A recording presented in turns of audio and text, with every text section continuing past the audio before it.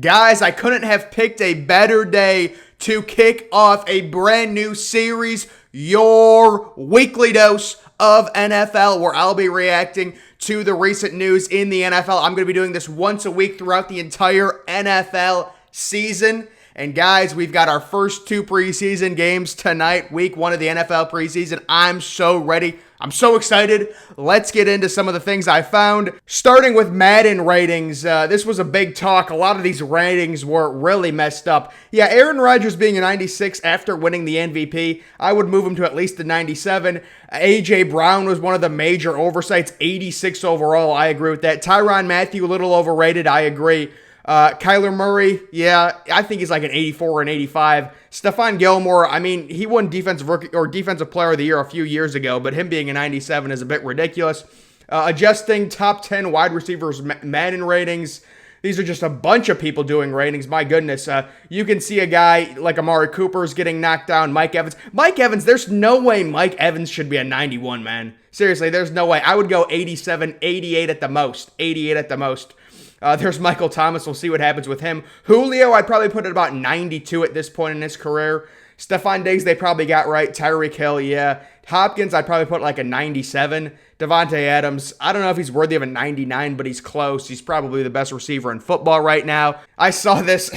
Guys literally only want one thing, and it's effing disgusting. Oh, yeah, baby. Sunday night football. We know the vibes in autumn. October 5th. The sun's setting at 7:30, 52 degrees outside. You've got Al Michaels, Chris Collinsworth in the booth. Bring it on, ladies and gentlemen. Bring it on. This is adjusting the top QB ratings. Mahomes, I don't know how you can argue. Yeah, this is the big problem with Tom Brady. I guess they gave him the GOAT treatment or whatever. There's no way Tom Brady should be a 97. I would go maybe a 91, maybe. Aaron Rodgers, I think a little underrated at 96. Wilson, probably pretty good at 94. I would leave him there. Lamar Jackson, I would probably put it about 91, 92. Deshaun Watson, yeah, I mean, with him, it's the sexual assault stuff, but I think he's better than a 90. Josh Allen is the major oversight. Same with Dak. I think Dak's probably at 89 or 90, but Josh Allen should be like a 92 or 93. Top 10 best NFL helmets. You know, guys, I love the Raiders. I just love their team colors. I'm sad they moved to Las Vegas, but I just love their uniforms. Like, that silver and gold is so good. The Vikings have sweet helmets. I don't know. The Bengals, The Eagles, okay, I could see. But, dude, I love the Raiders stuff. It's so sweet. They have the best uniforms in football. Highest sold merchandise. Top 50 players in the NFL. I saw this list, and, I mean, no, I can understand the Cowboys being, towards the top. But the big thing that shocked me is Baker Mayfield at 29. If you were to ask me highest sold merchandise, player jerseys, things like that, I would think Baker Mayfield would be minimum top 10. Minimum. You see guys like J.J. Watt in front of him, like Micah Parsons, I guess, like there's no way Josh Jacobs is selling more jerseys than Baker Mayfield. Like that, I don't know if this list is wrong or if it includes other things, but it's a very odd list. Early playoff percent chances. Yeah, so this is an interesting graph. How about San Francisco at 64%? They're banking on Dude, I've heard like Trey Lance is going to play a lot there. Probably start by week 3 or week 4. He's looked better than Jimmy G. But yeah, the Bucs are probably a lock. I think I will go on record right now and say the Bucs, they're not winning the Super Bowl. I'll go on record and say it right now. You know how hard it is to repeat in the NFL? People underrate how hard it is to repeat. People are like, "Oh, the Chiefs were winning it last year." I said, "No way." The Bucs, with Brady as old as he is, I know everyone's like he's ageless, whatever. They're not winning. I'll go on the record. I guarantee you the Bucs will not win the Super Bowl this year. People underestimate how hard it is to repeat. You're going to see all these people picking the Bucs, picking Tom Brady, the GOAT, to win another Super Bowl. Look at the offense they've got. Look, they've got Mike Evans. They've got Chris Godwin. Look at what their defense did last year in the Super Bowl with the pass rush. Shaq Barrett and others, Devin White. Look at what they did to Patrick Mahomes and that horrific Chiefs offensive line. Guys, I'm on record guaranteeing right now, week 1 of the preseason kicks off. The Chiefs, they're not winning, or the Bucs are not winning the Super Bowl. Guaranteed. Lock it in. Bucs aren't winning the Super Bowl, and I don't even think they get to the Super Bowl. I don't even think they get there. But I think they will make the playoffs. These are just playoff percent chances. The Saints are a little high. It's tough with the Saints. I mean, they're literally going to do like a 2-quarterback system. I seriously think Sean Payton had so many years. Like, you knew Drew Brees was eventually going to fall off. You got to find a replacement. If Taysom Hill is that guy, it's not good enough. He can't throw the football. And then you got Jameis in there. I don't think the Saints have handled their QB situation well at all. Kind of surprised to see the Browns 56%. I would think they would be ahead of a team like the Colts. I don't know if this was before the Wentz injury, but guys, there are reports. The Carson Wentz thing is really weird, but there are reports that Carson Wentz is going to be back by week 1, and Quentin Nelson is as well. Apparently, Carson Wentz and Quentin Nelson suffered the same exact injury, and you look at the timeline, they were like, oh, he should miss 5 to 12 weeks. I don't know if I've seen, a timeline that excessively big. Like, being out 5 weeks versus being out 12 weeks, that's like week 1 of the season versus week 8 of the season. Like, that's such a big time frame. Like, is he going to be back in 5 weeks or 12 weeks?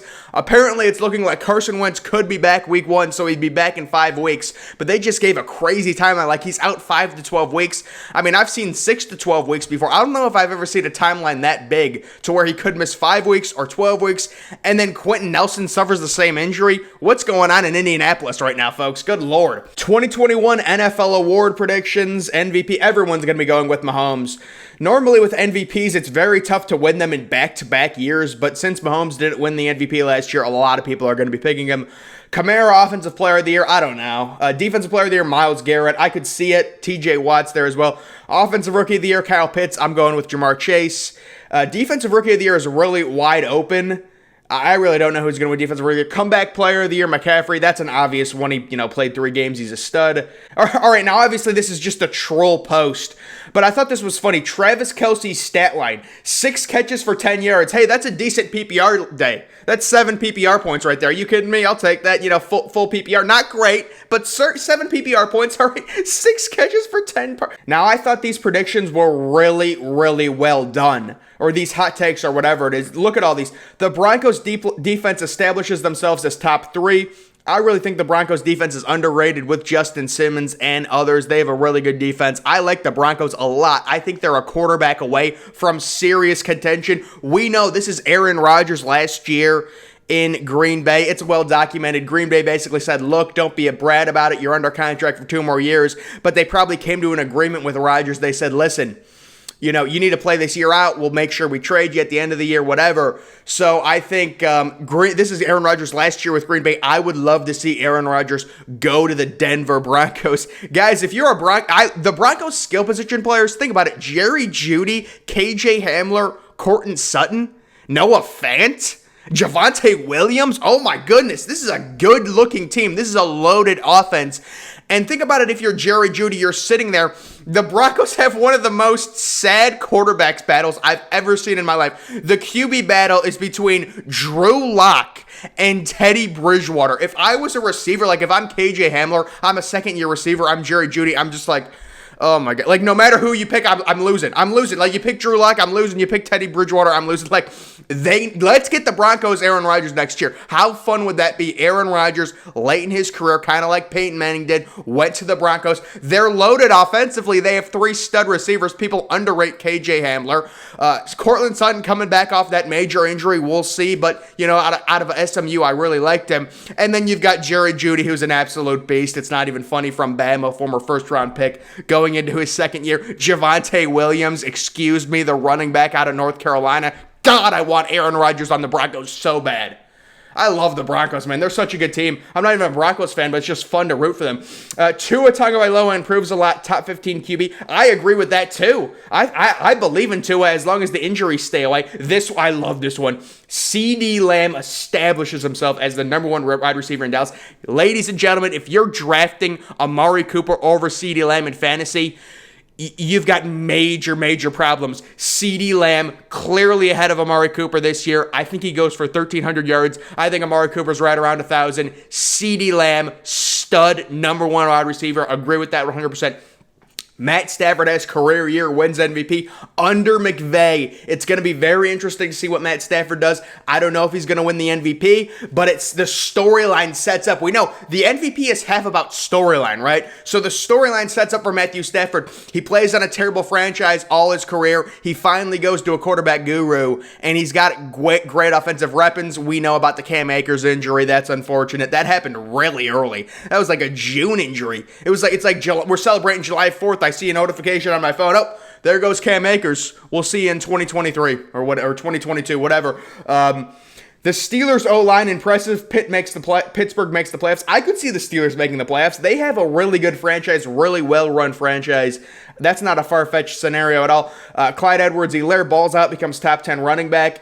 Okay, that's decent. Ryan Fitzpatrick makes the Pro Bowl for the first time. The storyline there is there with Fitzpatrick to make the Pro Bowl. We know the Pro Bowl is basically a joke now with how many guys get in. But yeah, Ryan Fitzpatrick, he has a decent season. Everyone loves him. He's an old guy. He's never made the Pro Bowl. I could see that. I thought those hot takes were really well thought out and really done well. I guess now I'll talk about Michael Thomas really quickly. Guys, here's the story with Michael Thomas. And I really used to like Michael Thomas because he's a former Buckeye. You know, I'm an Ohio State fan. One of the best receivers in the NFL. But to me, it's the equivalent of a 16-year-old girl on her period. The dude won't return calls, and it's like, okay, it's your off season, I get it, but just, in a week or two, just call us back or something. They tell him to get the surgery after the season. He says he doesn't want to. Turns out he needs the surgery, so he gets the surgery in June, and now he's out for the first 5 weeks of the season. I mean, I know, the whole trendy thing is to defend the players. Oh, screw the organization. They just care about money, whatever. I get that's the trendy thing to do. But the dude's acting like a 16-year-old chick. You're not returning calls. I understand, but, you don't have to. It's your offseason. I get that, but show a little professionalism. You've got a massive contract from the Saints.